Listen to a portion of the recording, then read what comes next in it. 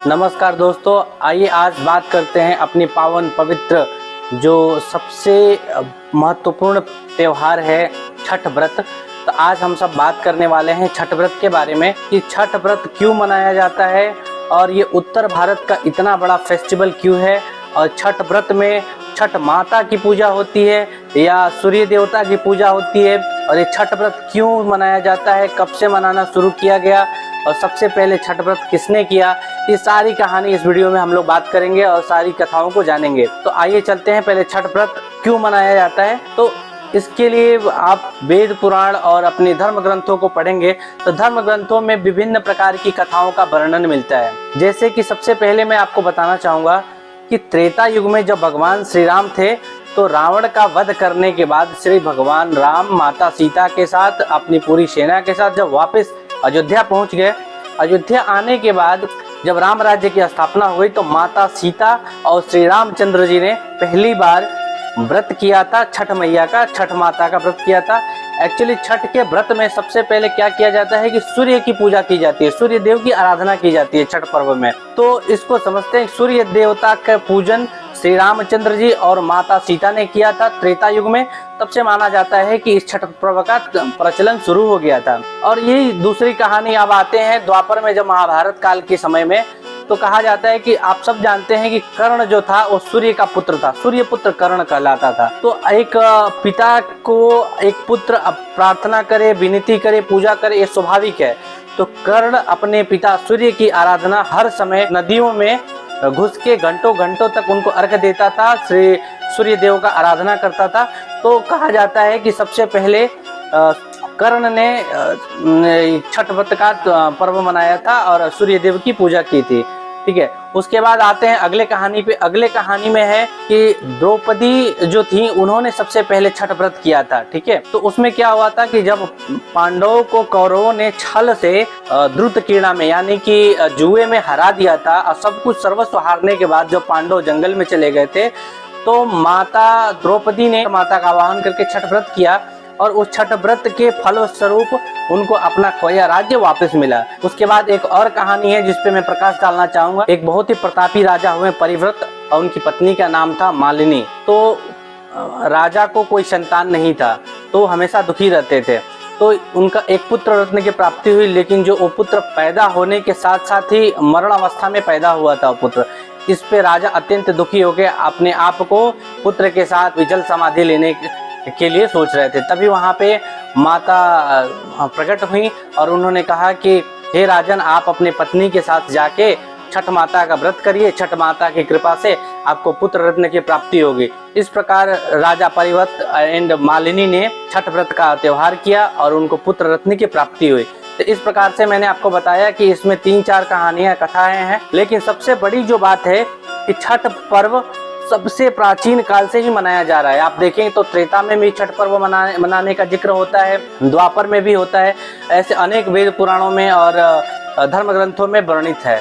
तो छठ पर्व में हम लोग क्या करते हैं कि सूर्य देव की आराधना करते हैं। तो देखिए क्या है कि हमारा कल्चर इतना रिच है ना, हम हिंदुओं का कल्चर इतना रिच है कि हम सिर्फ उसका साथ नहीं देते हैं कि जो कि आपका काम में आए। बोलते हैं ना कि उगते सूरज को सारी दुनिया सलाम करती है, ठीक है, लेकिन ऐसा नहीं है। हमारे हिंदू सनातन धर्म में उगते सूर्य की आराधना करने के साथ साथ डूबते सूर्य की आराधना भी की जाती है। तो सबसे पहले हम लोग जो अपने छठ व्रत में करते हैं तो डूबते हुए सूर्य की आराधना करते हैं, जो संध्याकालीन आराधना कहलाता है। संध्या काल में सूर्य को अर्घ्य देते हैं।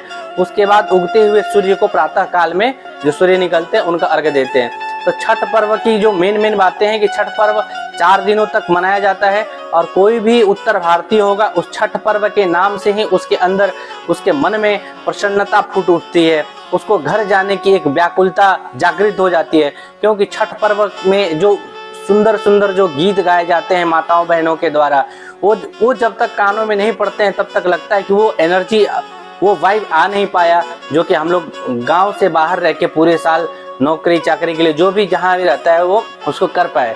इसलिए छठ व्रत में जो जिस भी जगह पे होता है, हर कोई अपने घर के लिए निकल जाता है, अपने घर पहुंचता है, अपने मिट्टी से जुड़ता है और इस छठ पर्व में भाग लेता है। तो छठ पर्व में ऐसा है कि 4 दिनों तक ये छठ पर्व चलता है। पहला जो दिन होता है उसको बोलते हैं नहाना खाना।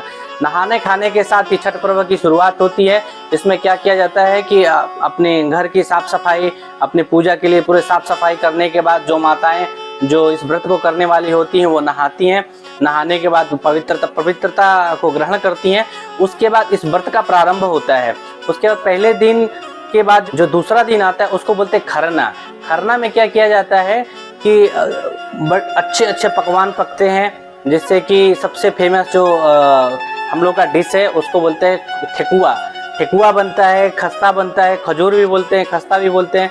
इस प्रकार विभिन्न प्रकार की अलग अलग पकवानें पकती हैं घर में, और उसके पकवानों में सबसे ज़्यादा उसकी शुद्धता का ध्यान रखा जाता है। तो छठ पर्व शुद्धता का सबसे बड़ा पर्व है। इसमें कहीं भी चूक ना हो जाए, माताएं बहुत ज़्यादा ध्यान देती हैं।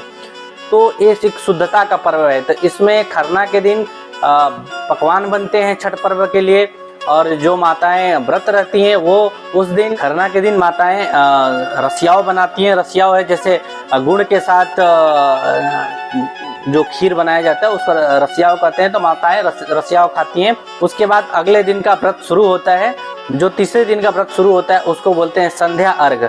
तो संध्या अर्घ में हम सब अपने घर से फल फ्रूट से भरी जो और पकवानों से भरी जो टोकरी होती है, जिसको बहंगी बोला जाता है, उसको अपने माथे पे, घर का कोई भी एक पुरुष होता है अपने माथे पे उस टोकरी को लेके छठ घाट की तरफ हम लोग चल देते हैं।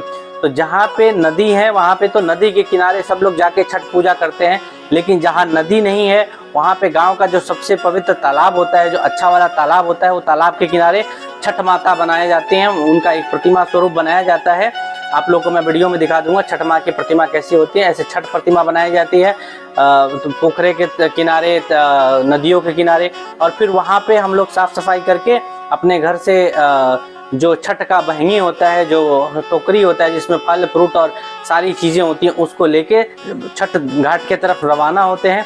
और छठ घाट पे हर घर से एक टोली, जैसे आप शादी ब्याह में देखते हैं ना किसी के घर से बारात निकलती है, वैसे ही हर घर से टोकरी लेके, बहंगी लेके, फल फ्रूट से लदी टोकरियों के साथ सारे लोग प्रस्थान करते हैं। और माताएं बहनें जो गीत गाती है ना, वो तो मतलब दिल को छू लेने वाला होता है। उस गीत को जब तक आप ना सुनो, आपके अंदर ऊर्जा का संचार जैसे मालूम होता है कि नहीं है। तो वो सुंदर सुंदर माता के गीत गाती हैं। तो इस व्रत की सबसे बड़ी बात है, इसमें कोई मंत्र नहीं होता है कि जैसे आप कोई पूजा कर रहे हैं तो उसमें मंत्र बोला जाए। जो ये माताएं जो पारंपरिक जो गीत गाती है ना, वही इस पर्व का मंत्र है, वही मूल मंत्र है। और वो जो गीत जो हम लोग सुनते हैं ना, तो उसको सुनने के बाद किसी मंत्र से कम नहीं लगता वो गीत, और दिल को और मन को रोमांचित कर देता है और भक्ति से विभोर कर देता है वो गीत। तो जो घर से बाहर होता है उस त्योहार को तो बहुत ही ज़्यादा मिस करता है। लेकिन ज़्यादातर हमारे उत्तर भारत के और उत्तर भारतीय जितने हैं वो सब छठ पर्व में अपने घर आते हैं, अपने परिवार के साथ मिलते हैं, इस त्योहार को अच्छे तरीके से मनाते हैं। उसके बाद क्या होता है कि जब हम लोग संध्या काल में पहुंचते हैं छठ माता के यहाँ, मतलब छठ घाट पे, तो वहाँ पे दीपावली के बचे हुए पटाखे, जो बाकी अलग तरीके से भी हम लोग पटाखे परचेज करके रखते हैं और उन पटाखों को जलाते हैं उस संध्या काल में।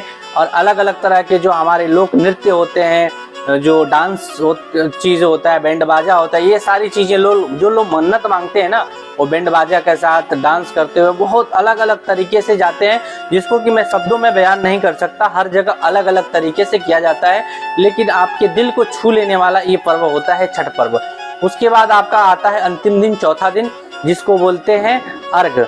अर्घ वाले दिन में उषा काल का जो सबसे सुबह सूर्य का जो लालिमा निकलती है, तो सूर्य के लालिमा को देख के जो माताएं होती हैं, जो व्रतधारी होती हैं, जो व्रती होती हैं, वो सूर्य को अर्घ देती हैं। और उस अर्घ के साथ इस व्रत का समापन होता है और गुड़ और अदरक खा के माताएं ये व्रत को खोलती हैं।